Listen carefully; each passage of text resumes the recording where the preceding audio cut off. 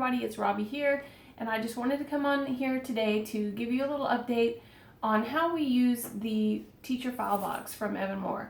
And I've done a couple of videos on this, but I know I've had a question brought up to me about how we use it personally, because it wasn't in our curriculum review video or our beginning of the year curriculum selection video, and it wasn't in our curriculum update video. And so I did want to just touch on how we actually use it in our homeschool, because we found out about it, I found out about it after we'd already made our curriculum selections and had made all our purchases. But I was so intrigued by it, I just had to try it. And so I spoke with my contact person at Evan-Moor, and I just asked if I could be given an opportunity to try the product, and then in exchange for a review, and they agreed to let me do that. I've done actually 2 videos on this product, but this one's going to be really short and sweet. It's just going to kind of give you an idea of how we personally use it. So the main way that I use it right now is for our co-op. I teach 2 classes at our co-op, and then I'm a backup person for another class at our co-op.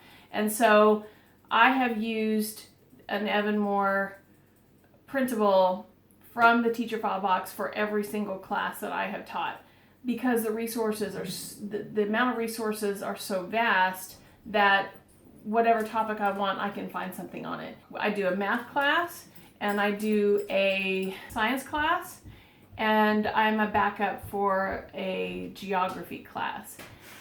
And so I have used the resources available on the TeacherFileBox for all 3 of those. I've been a backup. I've only had to teach the geography once, but the plethora of information in geography from Evan-Moor is outstanding, because they have a daily geography series, they have a skill sharpener series, and for all the different grade levels, and so I can pick and choose what unit I want to cover in our co-op from that very easily. Math, same thing. They've got I can't even tell you how many math books that they actually have, from skill sharpeners all the way to daily math problems to the take it to your seat centers. They have a ton of math, and I have used a little bit from a number of different resources. We are focusing on geometry right now in the co-op for those classes, because it's one of those topics that can kind of span different ages and different levels. So I've found everything I've needed to teach geometry. Sorry, I keep wanting to say geography. I always get those terms mixed up in my head when I try to say them.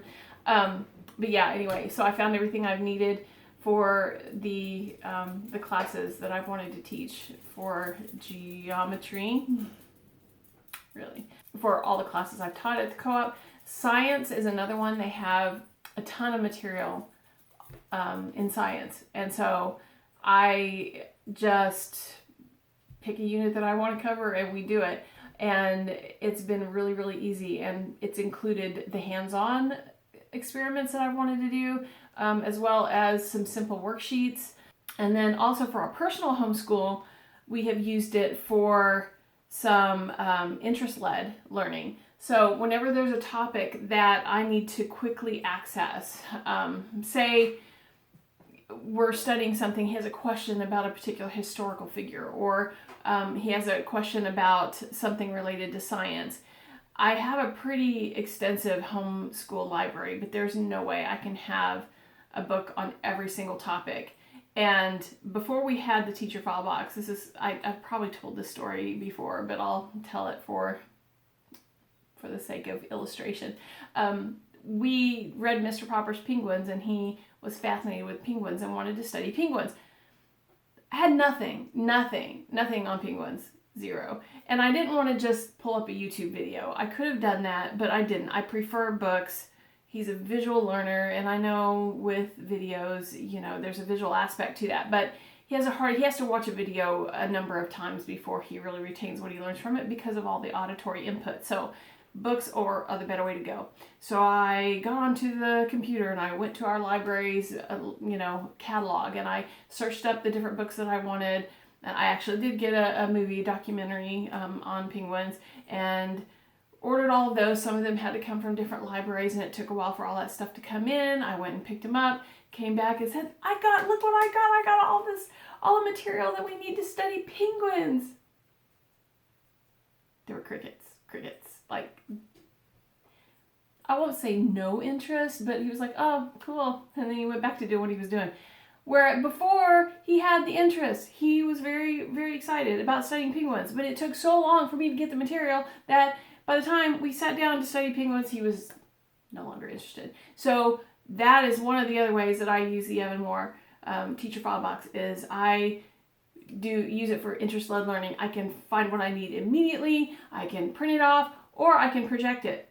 And I want to demonstrate that. So I'm going to move over to the computer so I can demonstrate on the screen how to project the resources in the TeacherFileBox onto your screen. You can use a computer to do this, or you can cast your computer to the television and do it that way, but it's a really cool resource. And as a matter of fact, a good friend of mine who saw my video on the TeacherFileBox got it for her family, and that's how she uses it. She's not a worksheet person. She used to teach school, and she said we use worksheets for busy work and to keep kids busy while I worked with those who needed one-on-one work. So she's just kind of not big into worksheets, but the content, she finds the content absolutely extremely valuable, and so she just casts it onto the computer, onto the television screen from her computer, and she uses the material that way. So let me demonstrate how that works, and I'll turn this camera around and we'll do that. All right, so now that I'm at my computer, I have already logged into the teacherfilebox.com website. Now let's say I want to just see what kind of resources are available for a specific topic. And in this case, I'll just use the example from my story earlier, penguins. Okay, so let's see what we have. Okay, so it looks like we have quite a bit here. Ah, look, there's even something on Mr. Popper's Penguins. There's a book project. So I'm going to take a look at this. There's a book project. There's 4 pages. This is for grades 1 through 6. And there's a little activity here that's a hands-on project. So that's fun. So that might be something we decide to do. And then let's see what else we have. It looks like we've got a pretty broad grade range here. So I'm going to fix that. Now I've got 3rd through 8th grade. Double hinged book. This looks fun. So I click on it. It lets me scroll through. So this is another little hands-on project that I might decide to do. Here is a wildlife article on penguins of Antarctica. This is a 6-page lesson, so we have some information here, and then we have a worksheet, then we have some vocabulary, and another worksheet, and an answer key here. So let's say that I do not want to actually do these worksheets, but I do want to cover the information. There is a button here called project, and if I click on that, it will literally project it onto the computer screen. And if I cast this to my television, it will allow me to then use it that way. And it defaults to a pencil, so you get a pencil, you can circle things, you can make notes. I don't know what I was going to put. I was going to put my name. Anyway, whatever. So you can erase these things pretty easily just clicking on them.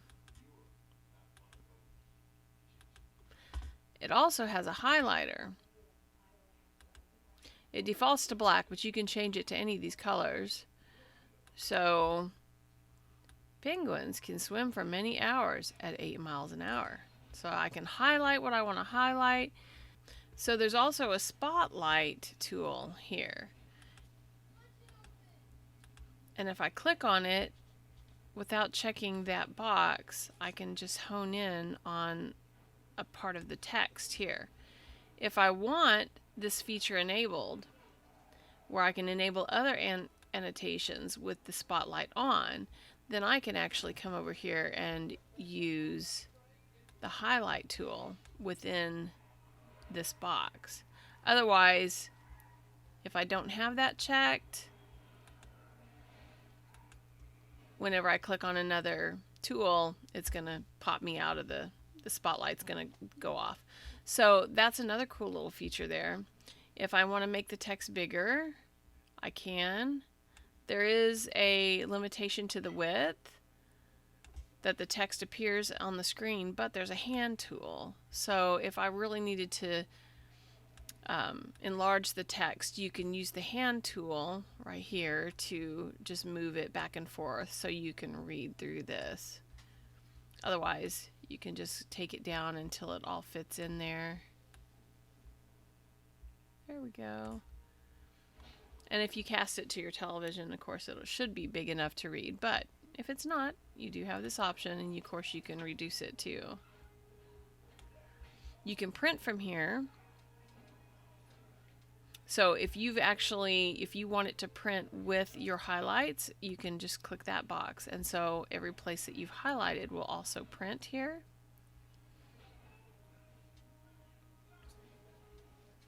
If you want to add your own notes, you can change the font even, and it's going to be whatever color you have selected here. I'm going to make this 22. So you can add notes. And then when you print, print with annotation. Now when I print, you can see it's got the notes, it's got the highlighting, it's got all of that there. So this is a really cool feature. So if you find something that you just want to cover, but you don't want to print, you don't want to do any of the worksheets that might be with it, or like for instance, if you wanted to do, say, one of these projects here, this double-hinged book, you could project this as well, and then you'd have the instructions on the screen and you wouldn't have to print them. I just thought that was cool, and I wanted to share it because it does give you a little more flexibility with how you use the program. And so like for next year, I'm really excited because there are books that we currently use in our homeschool that I won't have to repurchase on the next level. We use the word problems, the daily word problems, and that's at level 4 right now, so I really need to go up to probably level 6 actually, maybe level 5. Heck, I could do both because I can get whatever I want and then experiment to see which level would be best. And I don't have to buy the book, and I don't have to go through the guilt of not completing a resource. I don't know if you do this, but when I get a resource and I only go part way through it, I feel guilty about the part that I'm not going through. So like say I get a third of a way through a resource and I need to move to the next level if I want to continue using it, then I feel guilty about not using the part, the other 2/3. And it's silly, but you know, I just do. And then I hold on to it thinking, well, what if we, use it what if we might need it in the future? Or then I think about donating it, but I'm concerned that nobody's going to want it because a third of it's been written in, that sort of thing. So this kind of eliminates all of that, because if you find a resource you want to try, you can print out, the first 10 lessons and give it a try and see if you like it. And if you don't, you're not wasting the entire resource. You can just try a different resource. And so, or maybe it's just a supplement and you're not going to get all the way through it. And instead of having to go and, pick and choose the lessons you want out of a full resource and only get part of your money's worth out of it, you can literally just print the units within the book that you want. And it just eliminates a lot of waste. And so we have the word problems book, we have the paragraph editing that we use. We have the skill sharpeners, critical thinking that we use. We also use some of the critical and creative. And that's a book that I pick and choose units out of. I don't just go from cover to cover. And so that's going to be really helpful because I won't feel like I need to buy a whole new book. I can literally just print off the units that I want to do. Also, I've done some units from I have a couple of the Take It to Your Seat centers. And there are others that I wanted, but I didn't want to, spend the money on full books for those. But now I have them at my fingertips. I can literally just print out the units from the books that I want and do them here and there. And those are some that we've done at co-op. Those are really fun for that sort of thing because they're very hands-on and engaging. So anyway, hopefully this gives you an idea of how we use it, in our homeschool. Maybe it gives you an idea of how you could potentially use it in your homeschool. I just find it a really good value. You do get a 14-day free trial if you decide to try it. I think I mentioned below, I've got I mentioned it, not below, but mentioned in the previous clips that I have an affiliate link for that if you choose to use it. And if you do, thank you so much. It's just a little commission that I get from you using that link. It won't affect your price, but it does help support my channel. But certainly don't feel pressured to do so if you don't want to. But anyway, that's it for me today. Thank you so much for visiting my channel. If you like this, please give it a thumbs up and subscribe to my channel and hit that notification bell so you can get notifications when we do more videos. And I hope you have a great rest of your day.